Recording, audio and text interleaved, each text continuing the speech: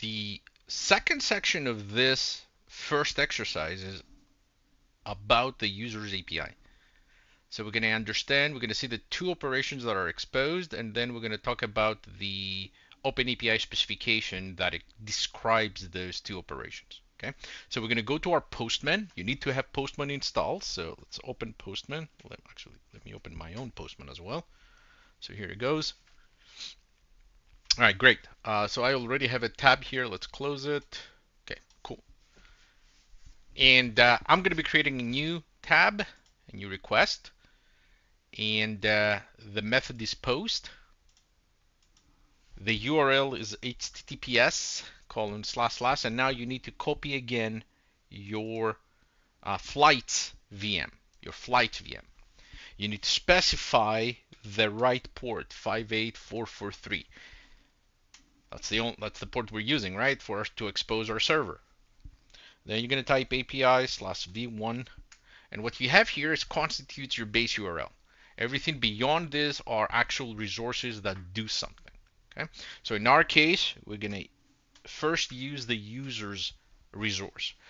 Post users is how you create new users into the flights application. That's how you get it done.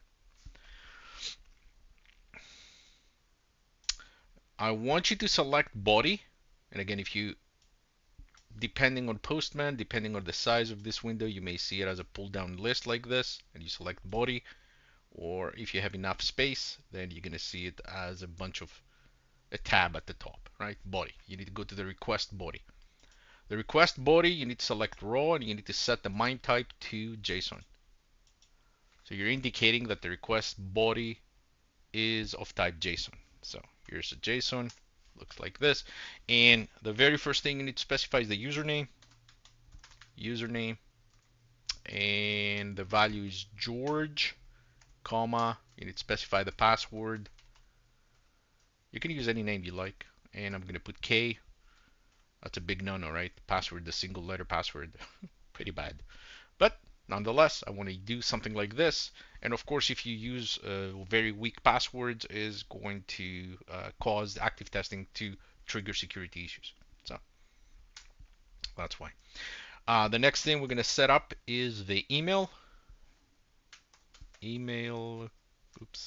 Colon, I don't know, george@acme.com. And the last thing you need to specify is which application do you need access to. Think of this as being a scope of some sort. So this is the flights app. Okay, flights app. So this is the application that this user can access. So these are the arguments that you need to specify. Okay, and now that we have the request going, and I'm going to go ahead and I'm going to move this to the side, and I'm going to get the logs to appear because I want you to see the logs, right? That's why we use this application on the foreground. We run the server in the foreground because I want to have access to the logs and I want to inspect the logs, right? The logs is what's going to give us extra insights of how active testing works and how the flights application behaves, of course. So let's create a new user. Send. Message success. You actually can see all that stuff. You see, okay, post users. There was no authorization provided. The new user, George, with ID 7 was created. And pretty much you're being told that everything was hanky-dory and you get the HTTP status 201. Okay. All the logs have a very similar structure. You get to see the angle bracket indicating we're starting a new request, process a new request, whether any authorization was provided. If you get any new data, you're going to see it right here. And finally, you conclude with the operation and the corresponding HTTP status code. Okay, that's what you're going to see. All right, so that's number one.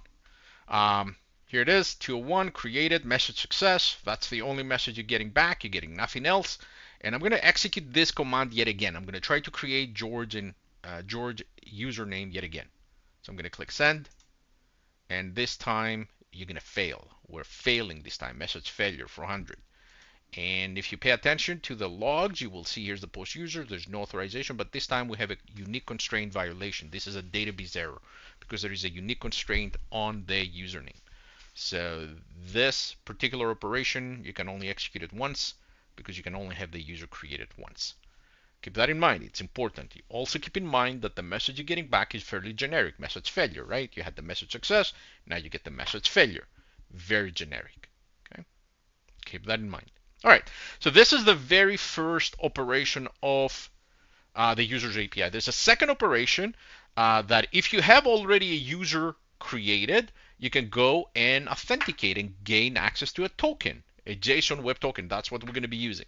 So let's open a new tab. Actually, before we open a new tab, let's grab the base URL, copy, and now open a new tab, paste it, and the resource is tokens, right? Tokens, and it's also a post because you're creating something. You're not going to be passing any request body. You're going to be passing request information to authenticate the user, but it's not going to be part of the request body. It's going to be part of an authentication, right? It's going to be part of a header. All right, so that's what you need to do.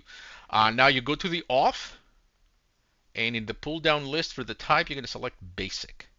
So you authenticate using basic authentication, remove John, remove Doe. We're going to reintroduce it in a few seconds and type George because that's the account I just created, and put the password K.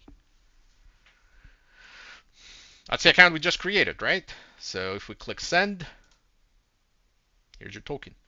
I want to point out that you have, here's the post tokens, the authorization, basic. It's of course a base64 encoded. That's what this thing is. And the basic George, as you can see, it's base64 decoded, so you can see the information. And finally, you get to see the result. Right? The token was created. You got a new token created. Here it is. Okay. Now, if I show you the contents, actually, before I show you the contents of this token, we're going to be using a user specifically. The user is John. Type it in. Replace George with John and replace the password with Doe. Now, you may be wondering, okay, how silly it is to use first and last names pretty much for username and password. It is silly, but it's easy, right? It's easy for everybody to remember. And this is training. And we all know that passwords with 3-letter or a single letter is bad, and we should not use our names for any of our passwords. So use something that is meaningful, something that follows best practices. And it's pretty universal, what I'm just saying, right? So that's why I choose to do the easy thing while we're in training. Okay, so John Doe. Let's click send. Here it is. So you got another token. So I'm going to grab this token, and I'm going to go to jwt.io, jsonwebtoken.io, because it has a very nice and convenient decoder for us. And did I copy? I have no idea. Probably I did, but let me do it again. So I'm going to go in here and I'm going to paste it. Right, here it is. So here's the information you have in here.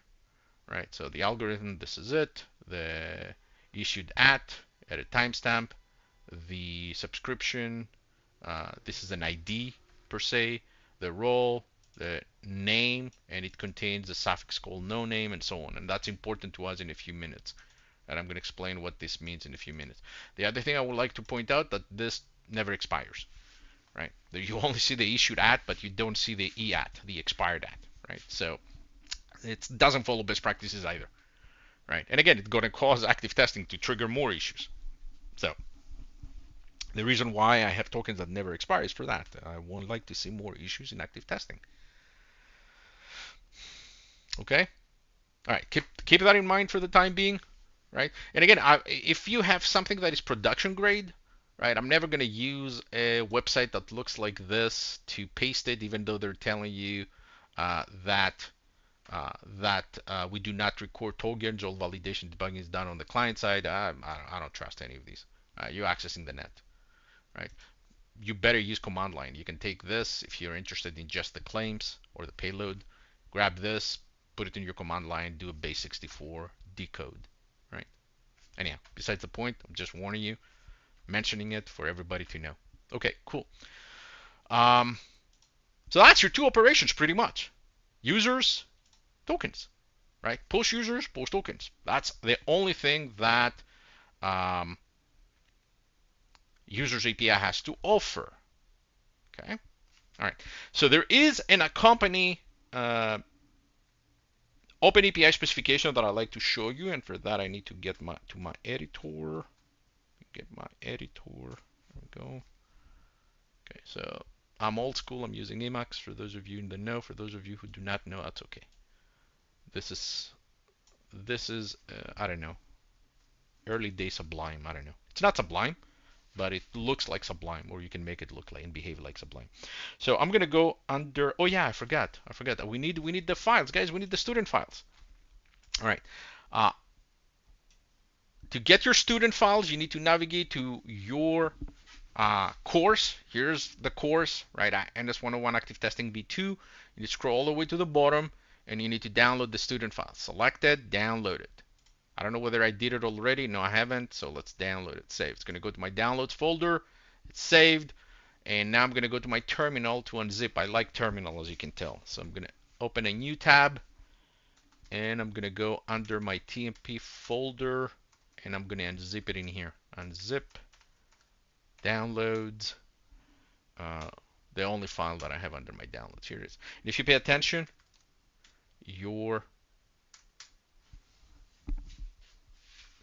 this student files pretty much is identical to the files that you have inside your VM, right? Same exact content, right? And again, I use the unzip command line. You guys can unzip it any way you like. Just make sure you download the files and you have them readily available because you're going to be using them. At least this OpenAPI specification, the users, which is right here, and the flights, which is right here, you're going to be using them, right, in the next exercise.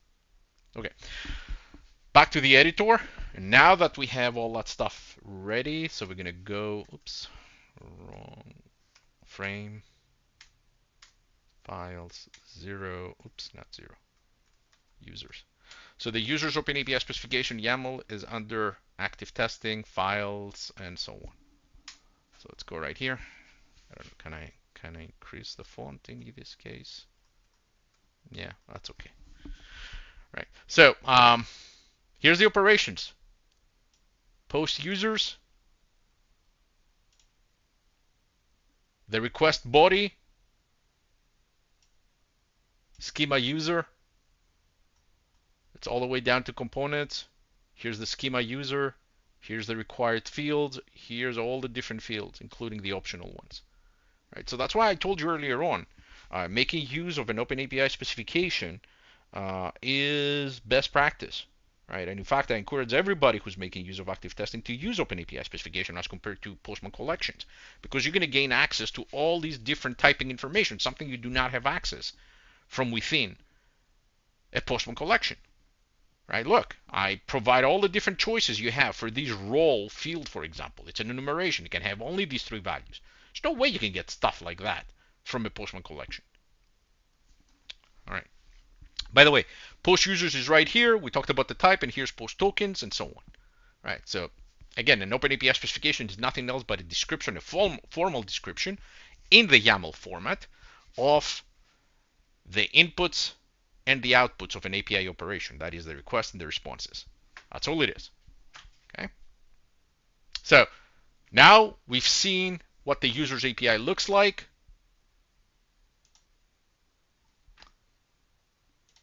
Section end.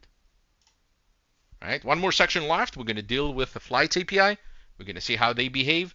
And as soon as we're done with that, this walkthrough is done. Okay, but for the time being, this is just the user's API we just explained.